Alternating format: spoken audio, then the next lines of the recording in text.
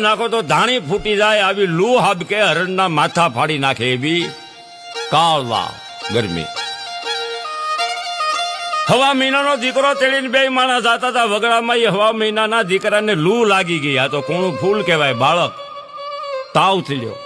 ઘડીકમાં ફૂલ કરમાઈ ગયું. મારા બાપ મારો કહેવાનો દીકરાએ પ્રાણ છોડી દીધા. લૂ લાગી ગઈ, તાવ થઈ ગયો, દીકરો ભરખાઈ ગયો. પછી રોણજા થોડુંક શેટું છે.